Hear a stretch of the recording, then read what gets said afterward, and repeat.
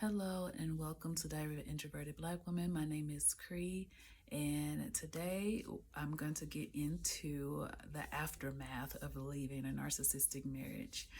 And if this is your first time here, welcome. And if it's not, thank you for coming back. And so let's just get into it. So,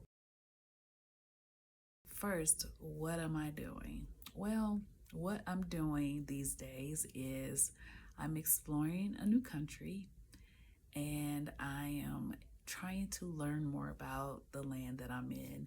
And the reason why I ended up in a new country to begin with is because the marriage that I was in, the agreement that me and my spouse had was that we were going to travel and we were going to see the world together and we're going to pick a spot that was good for us and settle down and make that our place to be in the world, as far as it was going to be our hub. And we're going to travel from that hub, and that was going to be our home base, just to see the world and do all of these different things. Well, little did I know it was my dream being mirrored back to me, because this person wanted me that much that they had to lie about who they were, right? So this is what this channel is about: my healing journey dealing with narcissism and narcissistic relationships. And just being transparent and letting you know, like, hey, the most discerned of us, the most wise of us can still be fooled. That's why it takes us to be close to God and to be obedient, because sometimes we're not. So anyways, because that didn't quite work out, I had the chance to, or I had the opportunity, I should say, to sit down, think about what I wanted to do with my life. And so I thought about going home. Maybe I should just keep going, because this is what I've always wanted anyway. And to be honest, I just didn't feel like there was anything to go back to. That looks like, family, friends. There was never anything tying me to going back. And so that just felt like going. So I decided to just keep traveling. And right now I'm in a really beautiful country. I am exploring the culture. I love the land. I'm already making plans for my next country and just doing these things with God's grace and his mercy and him sustaining me and keeping me. And so I don't know. That's what I'm up to so far. How am I doing? How I am, most days I'm good. I have had issues before I even came to this country I'm in. I've had issues medically that are so much better now that I'm out of that relationship, because I found out through the doctor, through a lot of research of my condition, that it was brought on by stress. Or I should say, it wasn't brought on by stress, but it was sustained with stress. And so now that I don't have the stress of the relationship on me, the stress of so many people pulling for me, I have gotten so much better. Praise God. There's a reason why sometimes God puts us in loneliness, in the seasons of loneliness and being alone, because there's things that he doesn't take us from. We'll literally stay in them until it kills us. Literally. I'm the type of person that I will hold on to something because whatever, XYZ, whatever my reason is, it's like God has to literally take it out of my hands or take it away from me. And I don't know why I'm that way. I had this one car a few years ago, long time ago, and this car was so raggedy, but every time I take it in, something would break and then I have to go back and get it fixed again. And I did this so much with this car. God was just trying to show me that he's trying to give you a new car, but in my mind this car is already almost paid off. Like I'm at the finish line. I want this car to hold on so I can get it paid off, and then maybe I could put money into it and get a new transmission. I don't know what I was thinking, but literally the car stopped in the middle of the street on my way to work one day and wouldn't do anything. I had to put it into neutral and have some guys from a gas station. So happened I was like a half a block from a gas station, so they helped me and towed the car into the gas station, pushed it in while it was in neutral. But Literally, God had to like break that car all the way down to it could not be fixed anymore in order to give me a new car. And that was the year he blessed me with a brand new Mercedes Benz, never driven by anyone. The miles on this car was because of the mileage that they put on it from the shop to get it there. It was the first car I've ever had in my life that had been brand new. I just can't tell you the feeling of getting a car like that, but that just goes to show how sometimes God wants to bless you with better, but you won't let go. And okay, so that was me. Didn't want to let go. And you know, when you try to hold on to things and they're not good for you, you have to let go. So I let go, being obedient and trusting God. And in that obedience to being at the place that I'm at now, I'm feeling a lot better. I'm off medication. I'm sleeping so much better to the point where I take naps. And if you know me, I am not a nap taker. I have never really been a nap taker, but I do now. What does healing look like? Oh, healing for me, first and foremost, is God first. I am praying. I am journaling. Journaling is very, very big for me, writing and getting all those feelings out. And because I don't know if this is a thing for a lot of empathic people, but for me, I'm a very internal person. So even in prayer, for me, I do better journaling than I do praying out loud. Like I do pray out loud for when those occasions are needed, but for me to give God like everything that's in me, journaling is huge for me. So I do a lot of journaling. Healing looks like when the emotions come, I let them come. Healing looks like when I, need to be outside and need some fresh air, I gotta get outside and take a walk, or sometimes I go up to the rooftop. We have a terrace.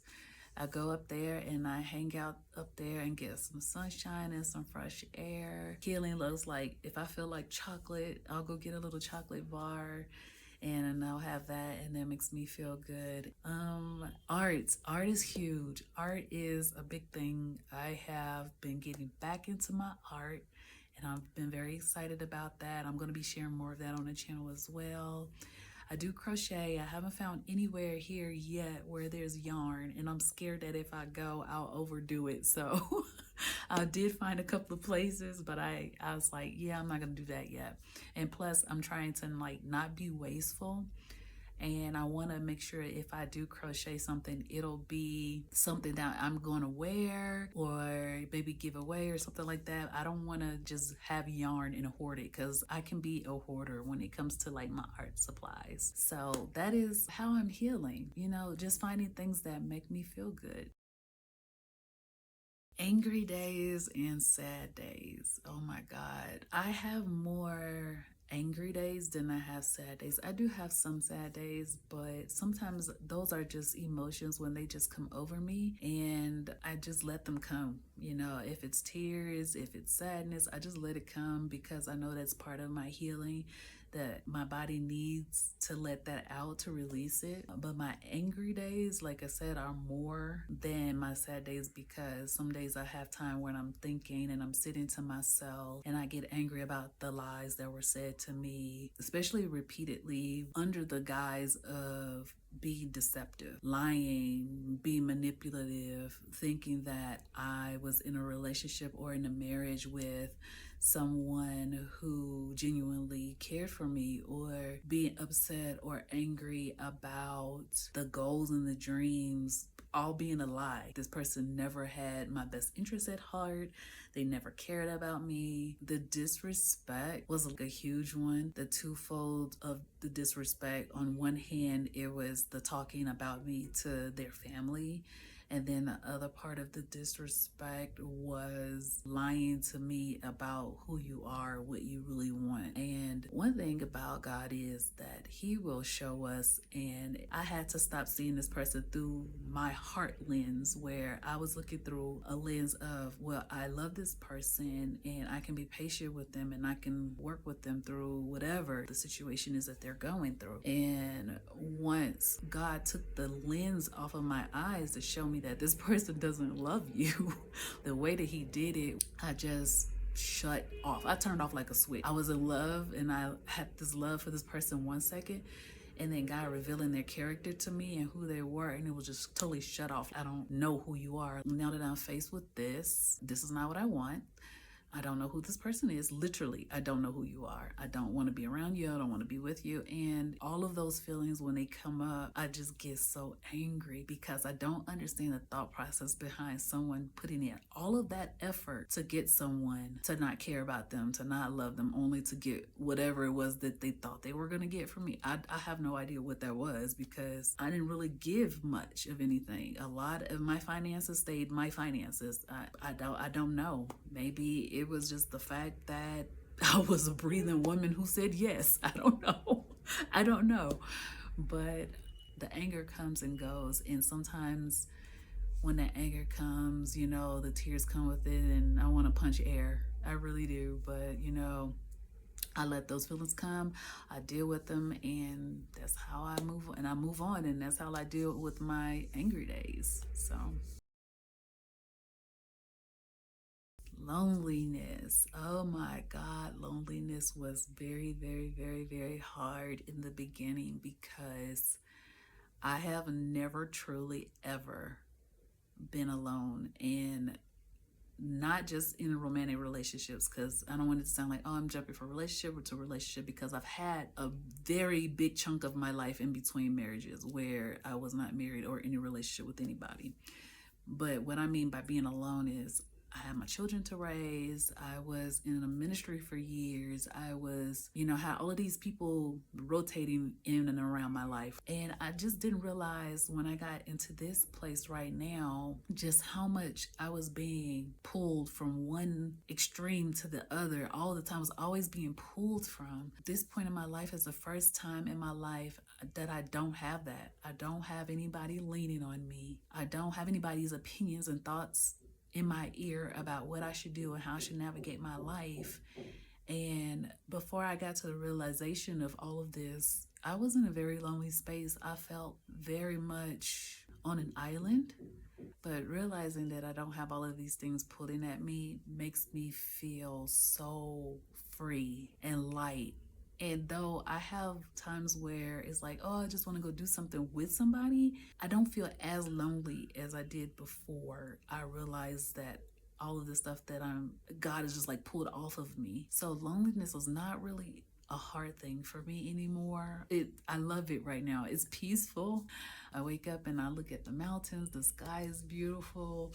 I feel like it's serene. I feel like I'm in a place of serenity. Yeah, loneliness is not as bad as it used to be. It's not a dirty word anymore. I don't know. It just isn't. I feel, like I said, I just feel free. I feel free. And this is the first time I get to live my life eating what I want, getting up when I want, going to bed when I want, spending as much time with God without interruption as I want, journaling, doing my art, working on my YouTube channel. All of this is because I want to when I want to. So I don't really get the loneliness. Every now and again, I want to go do something with somebody, but that's very, very rare at this point in my life. I'm doing okay. I'm doing okay in that area. So how I am building community on this channel. Well, if you take a look around, and I hope you do, I am trying to put into place tools to help empathic women navigate narcissistic relationships. And the reason why I say navigate these relationships, because you might not be a woman who can leave a narcissistic relationship right away, or it might not be a romantic narcissistic relationship. It could be at work, or you have to live in a family member's home or something of that nature. And so my goal is to build a community for women like that here, so that we have one another to lean on and to help navigate those things. And so if you look around my channel, you'll find like polls, journaling prompts to help you write through what you're feeling. Those will be in forms of posts. They'll be in forms of videos also on my channel, like shorts. I got notes, give me a second. There'll also be encouraging words and in my free ebook as well. And later on, I'll be adding more tools, so you can be on the lookout for those things. Also, eventually I will be opening up a Facebook group later on for this page as well, so we can actually build a real community where we can get together and do lives and things like that. So that's my goal, that's my vision, and I'm making this like my ministry. Well, I'm not making it my ministry, it is my ministry, sort of. It just kind of fell in my lap that way. I guess that's how God works. And so yeah, these tools will be for grounding and discovery. I'm sorry if I keep looking off camera like that, but my notes over here, I should like bring them this way.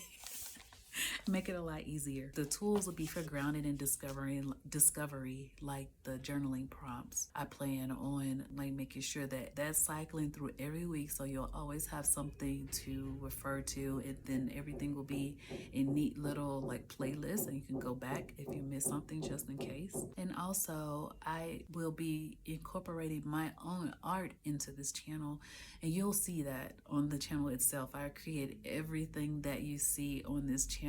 It's just I love creating, so creating is part of my healing. So you'll see that in my thumbnails, you'll see that in my posts, you'll see that in my videos, and you'll see that in my merch. Now we'll have digital items that you can purchase and download, and I have some for free, but you got to get that code.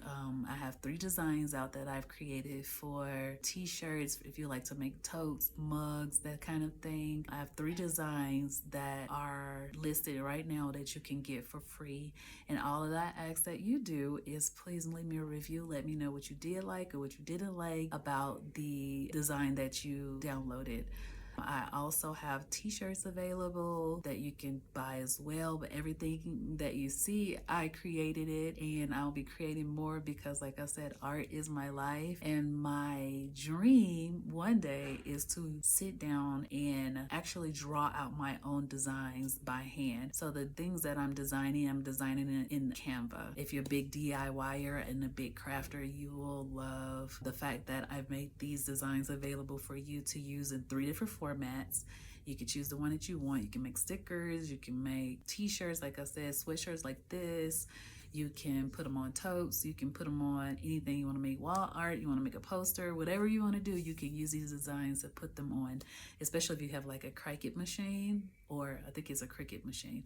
If you have a Cricut machine or in one of those, and you can cut them out, make your own stickers and put them on notebooks and whatever. The sky is the limit, and I came up with the idea to do my designs that way because I feel like they're more versatile. But if you're not a DIYer or a crafter, you can also buy t-shirts and totes, and I think I have a mouse pads as well with some of my designs on it as well if you want the actual physical item. So anyway, thank you for staying for this video so long and getting to know more about me, and I will be uploading more videos about my testimony as they come to me as the Lord leads. But I just wanted to pop on here today to give you an update about where I am, what's on my mind, what am I doing on a daily basis in my healing walk as of right now after just leaving. And I am about a month and a half, almost 2 months post leaving my narcissistic marriage. So anyway, thank you for joining me, and you go in grace.